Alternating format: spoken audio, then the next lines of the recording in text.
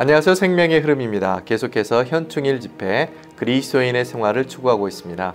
이번 주는 메시지 2번 접붙여진 생명입니다. 메시지 2번은 권혁주 형제님과 함께 교통을 나누도록 하겠습니다. 안녕하세요 형제님. 안녕하세요 형제님. 네, 형제님 반갑습니다. 아멘. 현충일 집회 그리스도인의 생활을 함께 추구하고 있는데요. 아멘. 그리스도인의 생활 중에서 이번 메시지 2번은 접붙여진 생명입니다. 아멘. 이번 메시지에 관련해서 교통을 부탁드리겠습니다. 아멘. 메시지 2번의 제목은 접붙여진 생명입니다. 이 접붙여진 생명에 관한 사상은 요한복음 15장과 로마서 11장 그리고 고린도전서 6장에 나타나 있는데요. 고린도전서 6장 17절에서는 그러나 주님과 합하는 사람은 주님과 한 영입니다 라고 말하고 있습니다. 아멘. 여기서 주님과 합한다는 것은 믿는 이들이 주님을 믿어 주님과 유기적으로 연결되는 것을 가리키죠. 이 연결은 요한복음 15장 4절에서 5절에 있는 포도나무와 가지들이 유기적으로 연결된 것으로 설명이 됩니다. 아멘. 5절에서는 나는 포도나무요 여러분은 가지들입니다 라고 말하고 있습니다. 그가 내 안에 내가 그 안에 거하면 그 사람은 열매를 많이 맺습니다 라고 말하고 있습니다. 이러한 유기적인 연결은 로마서 11장에 나타나 있는 접붙여진 생명을 말하고 있습니다. 부활하신 주님과 우리가 이렇게 연결되는 것은 오직 우리의 영 안에서만 가능합니다. 그러므로 그리스도 안에 믿는 이들로서 우리는 이러한 접붙여진 생명을 살아야 하는데요. 아멘. 이 생명 안에서 우리는 주님과 한 영이고 주님과의 유기적인 연결 안에서 살 수 있습니다. 아멘. 이 유기적인 연결이 우리로 하나님을 향해 살 수 있게 합니다. 성경은 하나님께서 사람과 맺기를 갈망하시는 관계가 이러한 연결 안에서 하나님과 사람이 하나 되는 것임을 계시합니다. 하나님의 마음은 우리와 연결되는 것입니다. 아멘. 신성한 생명과 사람의 생명이 하나로 연결되는 것. 이 접붙여졌다는 관념은 비밀스럽고 또 사람의 생각이 낯선 것입니다. 그러므로 우리의 생각이 새롭게 되도록 기도할 필요가 있습니다. 아멘. 이런 하나님의 마음의 갈망을 위해 우리 사람의 생명은 하나님의 형상대로 하나님의 모양에 따라 만들어졌기 때문에 이 신성한 생명과 결합될 수 있고 유기적으로 함께 자랄 수 있습니다. 우리가 그리스도 안으로 접붙여지려면 그분께서 육체되심과 십자가의 못 박히심과 부활의 과정을 통과하셔야 했습니다. 그리스도는 그분과 우리가 함께 접붙여질 수 있도록 우리와 똑같이 되셨고 십자가에서 잘리셨고 부활하시어 생명 주시는 영이 되셨습니다. 이러한 영이 되심으로 그리스도는 접붙여질 준비가 되셨습니다. 아멘. 이제는 우리가 다만 회개하고 주님을 받아들이면 생명 주시는 영이신 그분은 우리의 영 안으로 들어오심으로 신성한 생명을 우리 안으로 가져오시고 우리는 그리스도와 함께 접붙여질 수 있습니다. 아멘. 거듭난 이들로서 우리는 접붙여진 후에 이제는 더 이상 우리 자신에 의해 살지 않고 공기 같은 영이신 그리스도께서 우리 안에서 사시도록 허락해 드려야 합니다. 접붙여진 생명은 교환된 생명이 아니라 사람의 생명과 신성한 생명의 연합입니다. 이것은 우리 사람의 생명이 신성한 생명으로 대체된다는 것이 아니라 신성한 생명이 사람의 생명 안으로 분배되고 주입되어 두 생명이 연합된 것입니다. 접붙여진 생명 안에서 사람의 생명은 제거되는 것이 아니라 신성한 생명에 의해 강화되고 높아지고 풍성하게 됩니다. 접붙여진 생명 안에서 신성한 생명은 우리 안에서 운행하여 부정적인 요소들을 배출하고 아멘. 하나님께서 본래 창조한 것을 부활하게 합니다.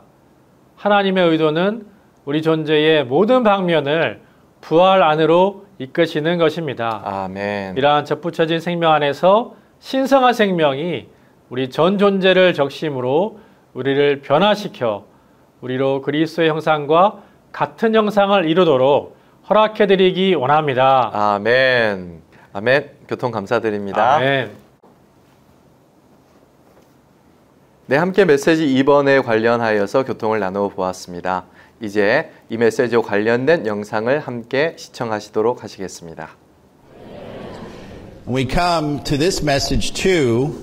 Of course, our subject of this weekend, for this weekend, is the Christian life. And saints, my fear, and my fear for myself, my fear for you, is that we could consider this matter of the Christian life as a kind of something we know already. We may think we know. We may think we understand what is the Christian life. But, you know, if we have this kind of consideration, we face a very serious danger. This is the danger that we can see in Laodicea, in Revelation. You know, Laodicea is the degraded, recovered church. In other words, this is a church that has been in a state of recovery, but has become degraded. Why has it become degraded? It's because this church has accumulated much knowledge without the necessary experience. Much knowledge, objective knowledge, without the subjective reality of the things that they learn. And so there's a counseling that goes on there in that letter to Laodicea, and that is that you would buy from me gold. You would pay a price.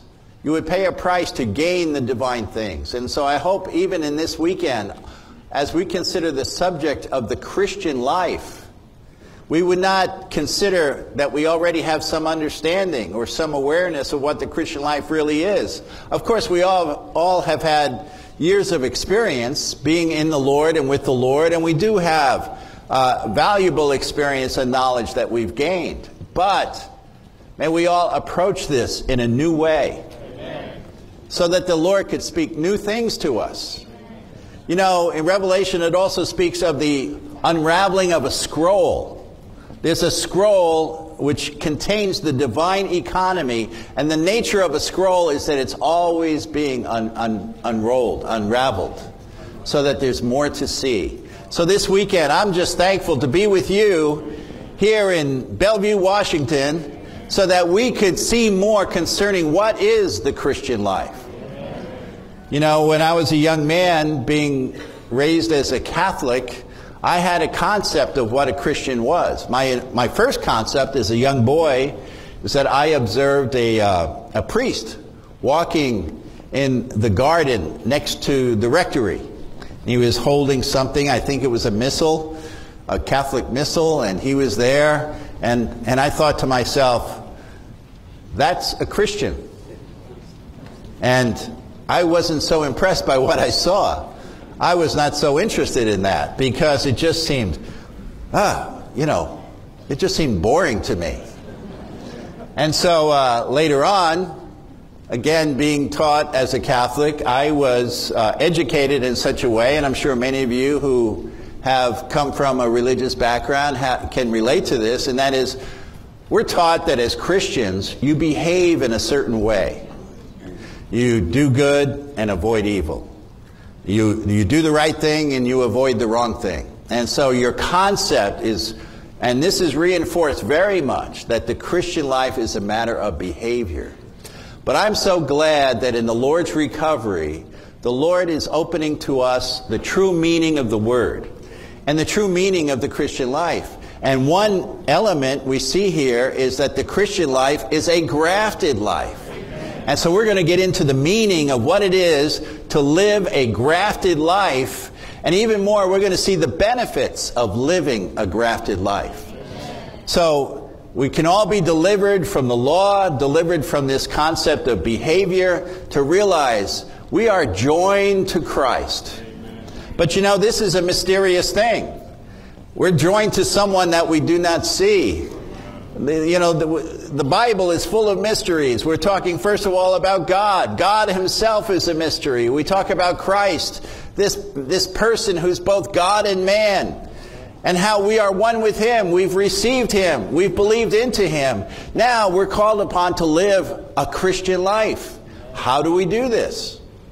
There's a mystery associated here. But the grafted life in Romans 11 helps us to see in a clear way the nature of this life and how this life is to be lived out.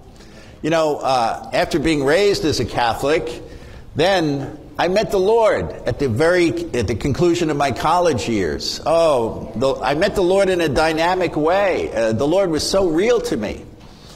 But still, my concept was, now it's a matter of behaving. Now it's a matter of living in a certain way, to live as a Christian. But I didn't know, at that time, I didn't know any other believers. And so, because I had met the Lord, I don't have the time to get into all the details, but I had met the Lord in a personal way. So I didn't have any fellowship. And so for a period of some months, I tried to follow this new path that I was on.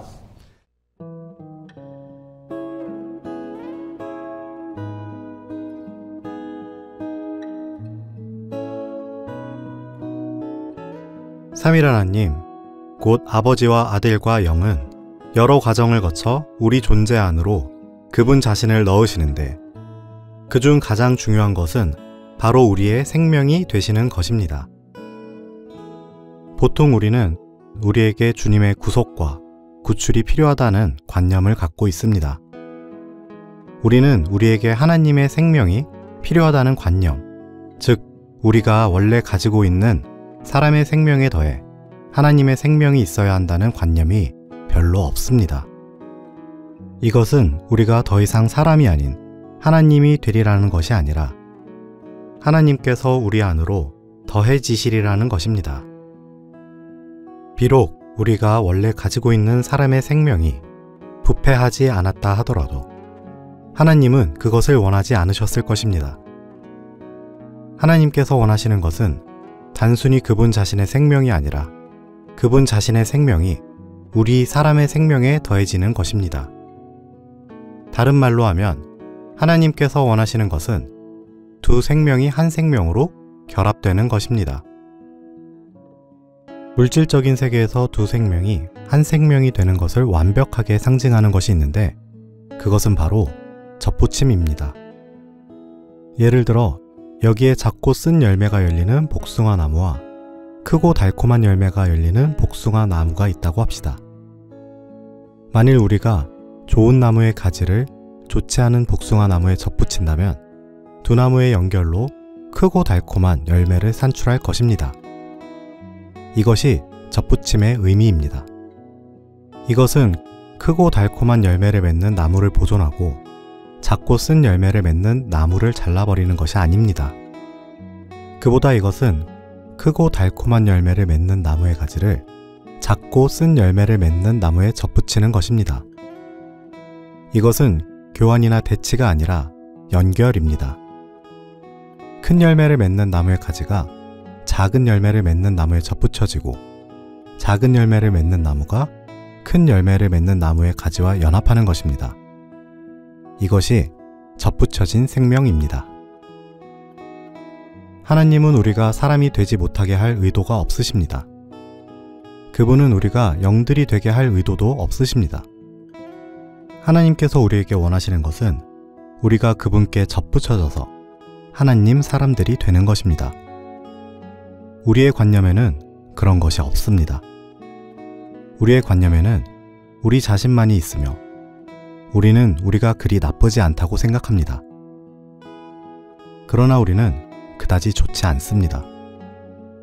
우리에게는 여전히 어떤 흠들이 있습니다. 결국 우리는 개조가 필요하다고 생각하며 더 나아지기 위해 개선하기를 기대합니다. 나아지기 위해 개선하는 것은 인간의 관념입니다.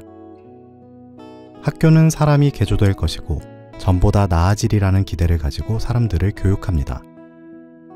이런 종류의 개조가 겉으로는 어느 정도 효과가 있는 것처럼 보이지만 결국에는 점점 더 악화되어 더 이상 아무것도 할 수 없는 경우도 있습니다. 그러나 하나님은 이런 것을 원하지 않으십니다.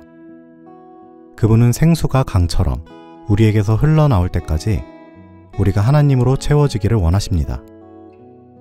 이것은 신성한 생명이 사람의 생명에 더해지고 사람의 생명이 하나님의 생명 안으로 접붙여지며 두 생명이 한 생명이 되게 함으로써 하나님 사람의 연합된 생활을 살게 하는 것입니다.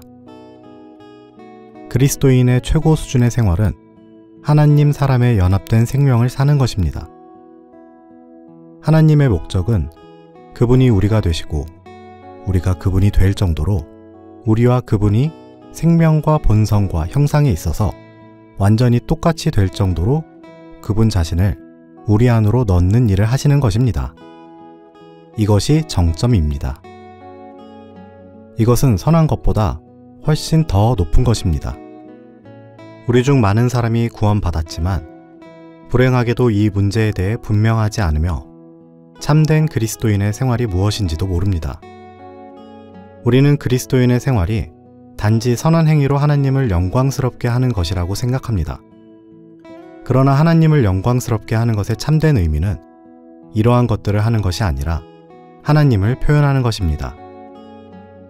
우리는 종종 겸손하고 인내하며 선행을 하는 것이 하나님을 영광스럽게 하는 것이라고 생각합니다. 사실상 소위 우리의 겸손과 인내와 친절은 하나님을 표현하지 않습니다. 그보다 그러한 것들은 우리 자신을 표현합니다. 사람의 상태에 관한 한 우리 중 누구도 합당하지 않습니다. 그러나 하나님께 감사드리는 것은 어느 날 우리 모두가 회개했고 주 예수님을 믿었다는 것입니다. 우리가 그분의 이름을 불렀을 때 거룩한 숨이 우리 안에 들어왔습니다. 그때부터 하나님의 생명과 우리의 생명이 접붙여졌습니다. 우리 안에 계신 이 예수 그리스도는 삼일 하나님의 체현이십니다. 그뿐 아니라 삼일 하나님의 체현이신 이분은 복합된 영이신 그 영이 되셨습니다. 그분께서 우리 안으로 들어오실 때 우리는 사람의 생명에 더하여 다른 생명, 즉 하나님의 생명을 받았습니다. 사람의 생명이 하나님의 생명에 접붙여졌고 두 생명이 연결되어 한 생명이 되었습니다. 이것이 접붙여진 생명이라 불립니다. 그러므로 이것은 일시적인 결과만 있는 수련이나 개선의 문제가 아닙니다. 우리에게는 우리 안으로 접붙여지신 하나님께서 계십니다. 그분과 우리는 하나가 되었습니다. 그분은 우리의 생명이시고 우리는 그분의 생활입니다. 그분은 우리의 내용이시고 우리는 그분의 표현이 됩니다. 본 내용은 미니스트리 다이제스트 2024년 국제 현충일 섞인 특별 집회 그리스도인의 생활 중에서 일부를 발췌한 것입니다.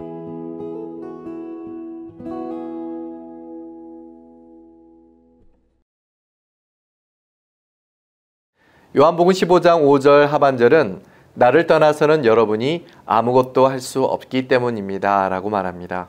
주님 안에 늘 거하는 한 주간이 되기를 소망합니다.